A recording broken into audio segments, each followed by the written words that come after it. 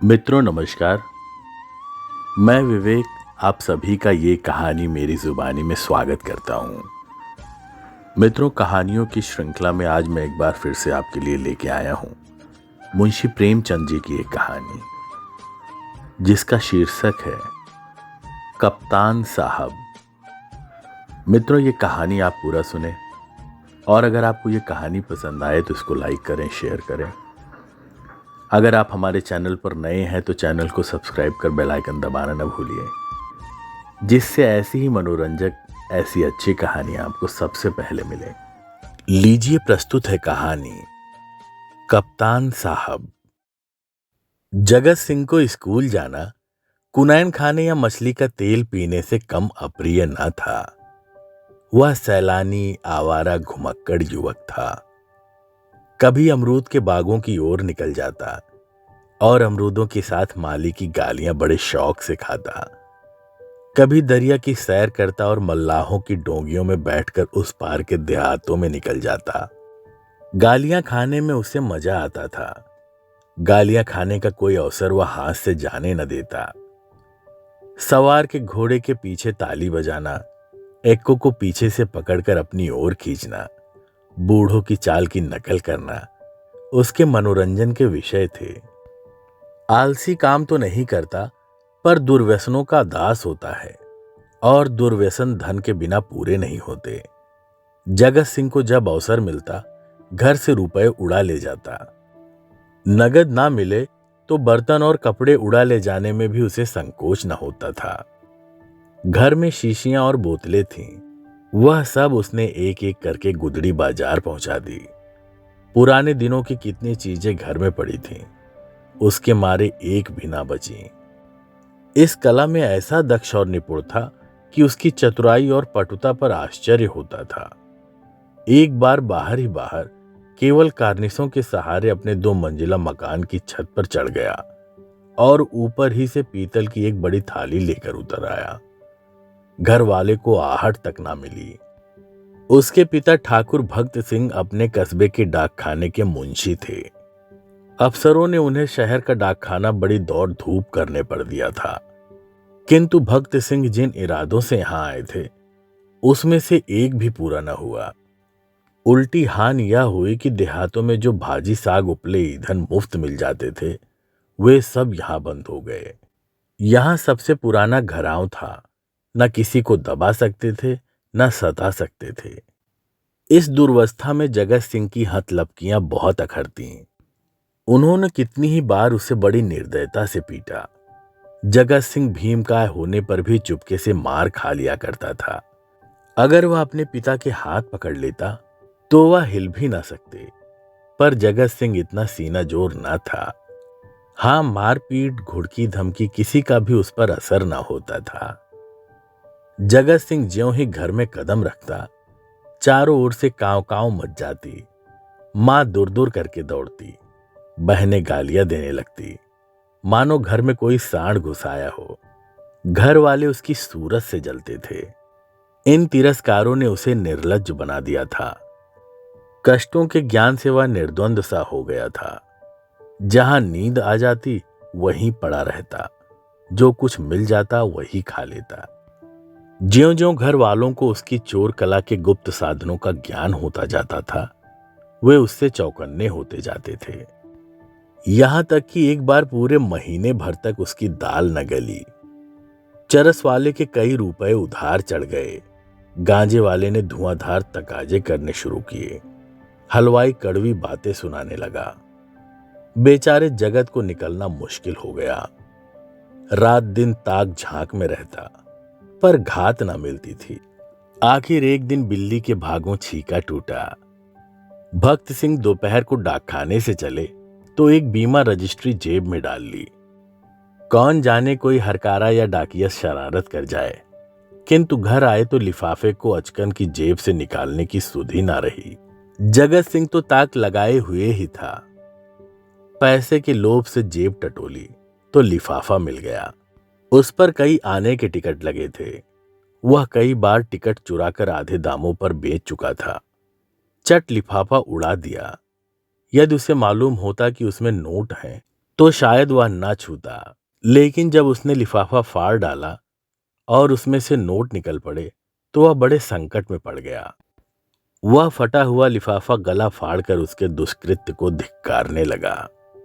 उसकी दशा उस शिकारी सी हो गई जो चिड़ियों की शिकार करने जाए और अनजान में किसी आदमी पर निशाना मार दे। उसके मन में पश्चाताप था, लज्जा थी, दुख था, पर उसमें भूल का दंड सहने की शक्ति ना थी। उसने नोट लिफाफे में रख दिया और बाहर चला गया।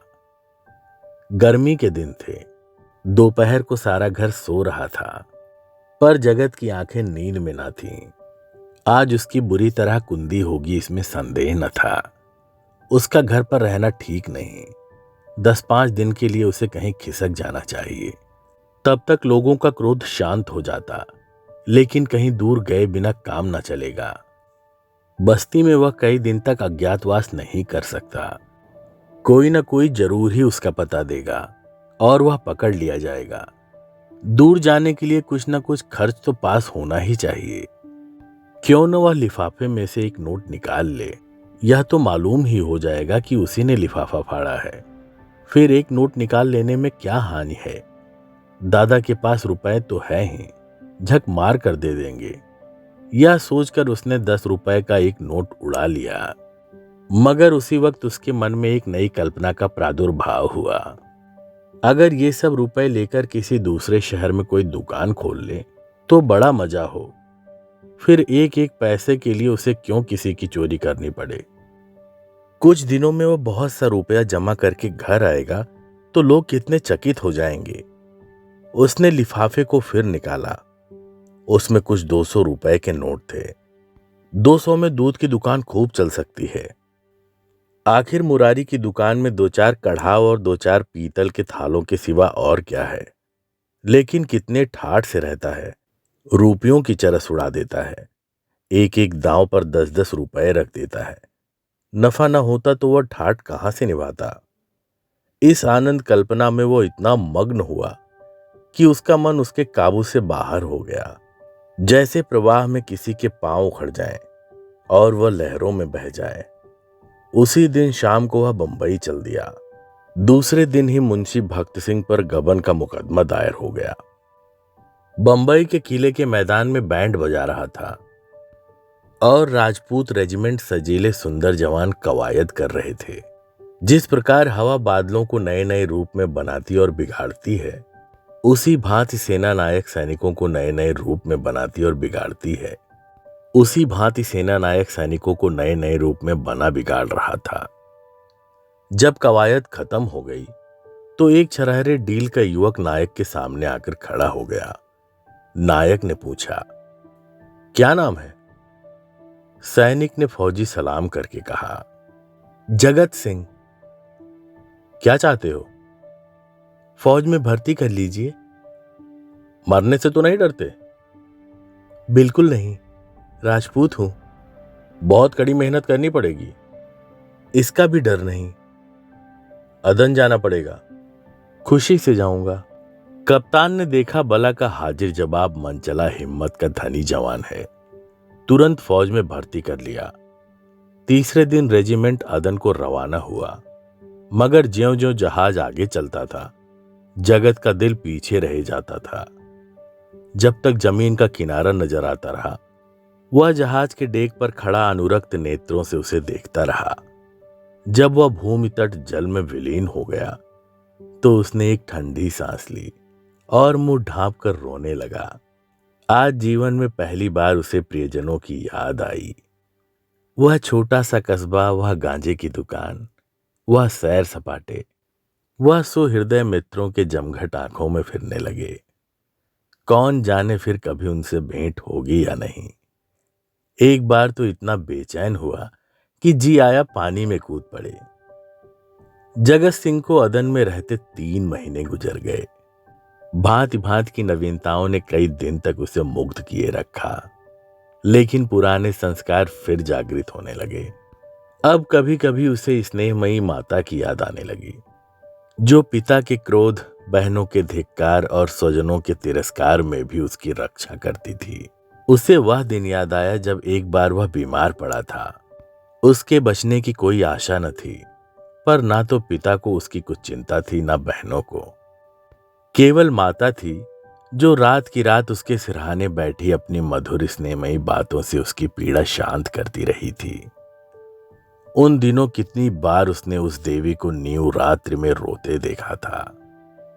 वह स्वयं रोगों से जीर्ण हो रही थी, लेकिन उसकी सेवा शुश्रूषा में वह अपनी व्यथा को ऐसी भूल गई थी मानो उसे कोई कष्ट ही नहीं। क्या उसे माता के दर्शन फिर होंगे? वह इसी क्षोभ और नैराश्य में समुद्र तट पर चला जाता और घंटों अनंत जल प्रवाह को देखा करता। कई दिनों से उसे घर पर एक पत्र भेजने की इच्छा हो रही थी, किंतु लज्जा और ग्लानि के कारण वह टालता जाता था। आखिर एक दिन उससे रहा न गया। उसने पत्र लिखा और अपने अपराधों के लिए क्षमा मांगी। पत्र आदि से अंत तक भक्ति से भरा हुआ था। अंत में उसने इन शब्दों में अपनी माता को आश्वासन दिया था, माता जी, मैंने बड़े बड़े उत्पात किए हैं। आप लोग मुझसे तंग आ गए थे। मैं उन सारी भूलों के लिए सच्चे हृदय से लज्जित हूं और आपको विश्वास दिलाता हूं कि जीता रहा तो कुछ न कुछ करके दिखाऊंगा। तब कदाचित आपको मुझे अपना पुत्र कहने में संकोच न होगा। मुझे आशीर्वाद दीजिए कि मैं अपनी प्रतिज्ञा का पालन कर सकूं। यह पत्र लिखकर उसने डाक खाने में छोड़ा और उसी दिन उत्तर की प्रतीक्षा करने लगा।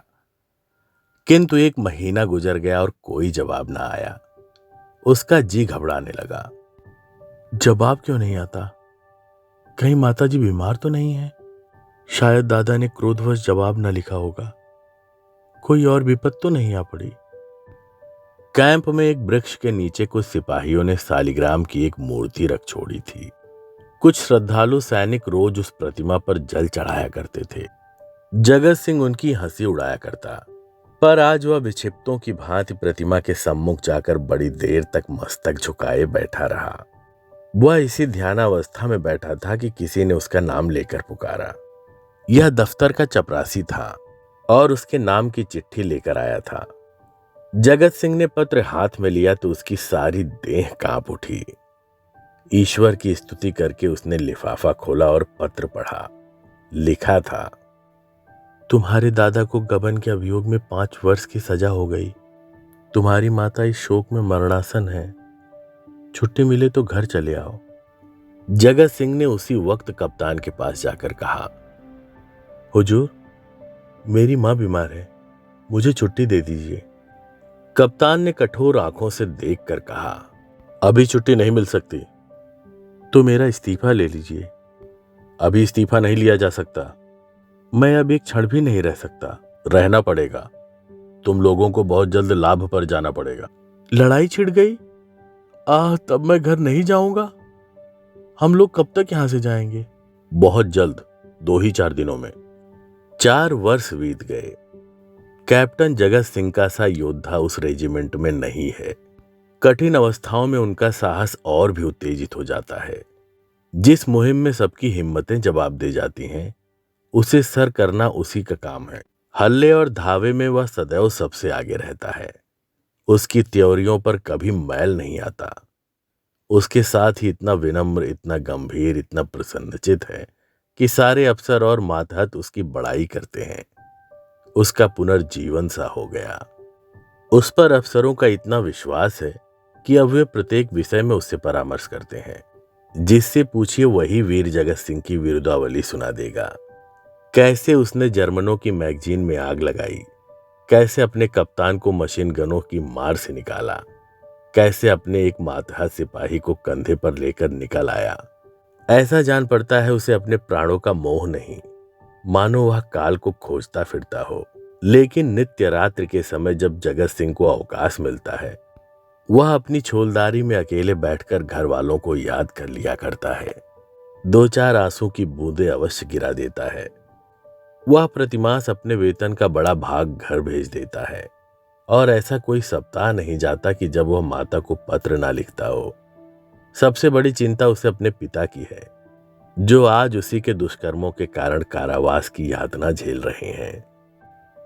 हाय, वह कौन दिन होगा जबकि वह उनके चरणों पर सिर रखकर अपना अपराध क्षमा कराएगा और वह उनके सिर पर हाथ रखकर आशीर्वाद देंगे। 4.25 वर्ष बीत गए। संध्या का समय है। नैनी जेल के द्वार पर भीड़ लगी हुई है। कितने ही कैदियों की मियाद पूरी हो गई है। उन्हें लिवा जाने के लिए उनके घर वाले आए हुए हैं, किंतु बूढ़ा भक्त सिंह अपनी अंधेरी कोठरी में सिर झुकाए उदास बैठा हुआ है। उसकी कमर झुककर कमान हो गई है। देह अस्थिपंजर मात्र रह गई है। ऐसा जान पड़ता है किसी चतुर शिल्पी ने एक अकाल पीड़ित मनुष्य की मूर्ति बनाकर रख दी है। उसकी भी मियाद पूरी हो गई है, लेकिन उसके घर से कोई नहीं आया। आए कौन? आने वाला था ही कौन? एक बूढ़े किंतु हृदय पुष्ट कैदी ने आकर उसका कंधा हिलाया और बोला, कहो भगत, कोई घर से आया? भक्त सिंह ने कंपित कंठ स्वर से कहा, घर पर है ही कौन? घर तो चलोगे ही। मेरे घर कहाँ है?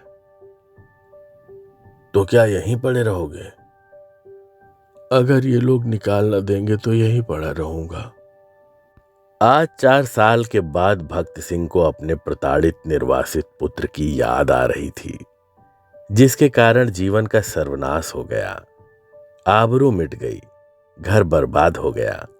उसकी स्मृति भी असह्य थी, किंतु आज नैराश्य और दुख के अथाह सागर में डूबते हुए उन्होंने उसी तिनके का सहारा लिया।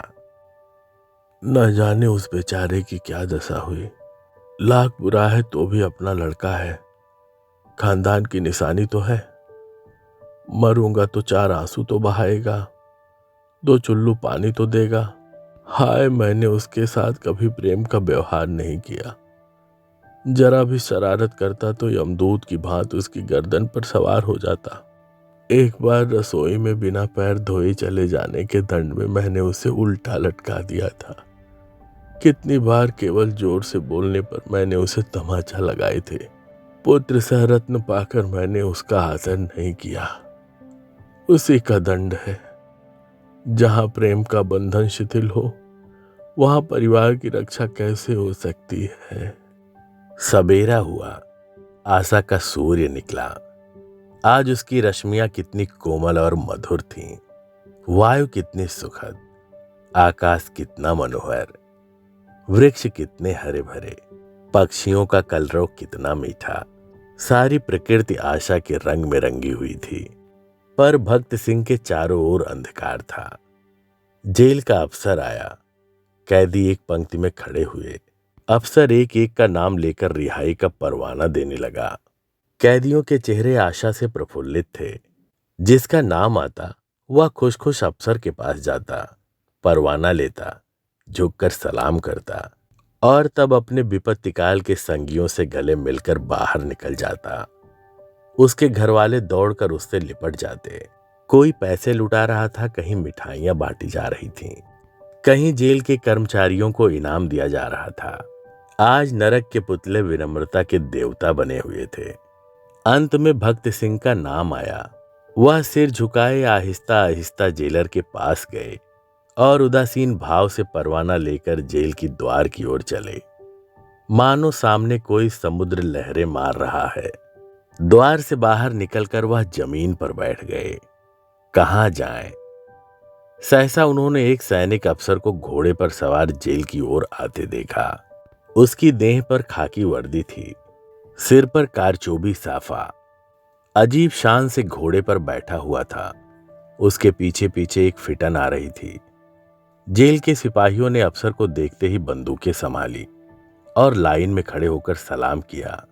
भक्त सिंह ने मन में कहा, एक भाग्यवान वह है जिसके लिए फिटन आ रही है, और एक अभागा मैं हूं जिसका कहीं ठिकाना नहीं। फौजी अफसर ने इधर उधर देखा और घोड़े से उतरकर सीधे भक्त सिंह के सामने आकर खड़ा हो गया।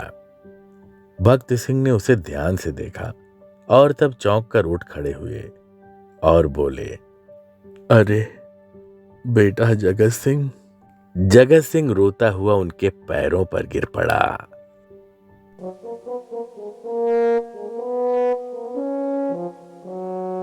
मित्रों, ये थी मुंशी प्रेमचंद जी की लिखी कहानी कप्तान साहब। मुझे आशा है कि आप सबको ये कहानी पसंद आई होगी। अगर आपको ये कहानी पसंद आई है तो इसको लाइक करें, शेयर करें और कमेंट करके हमें बताएं कि आपको ये कहानियाँ कैसी लग रही हैं। साथ ही अगर आप इस चैनल पर नए हैं तो चैनल को सब्सक्राइब कर बेल आइकन दबाना न भूलें, जिससे ऐसी ही मनोरंजक कहानियाँ आपको सबसे पहले मिलें और हमें ऐसी विभिन्न कहानियों को लाने का प्रोत्साहन मिले। धन्यवाद।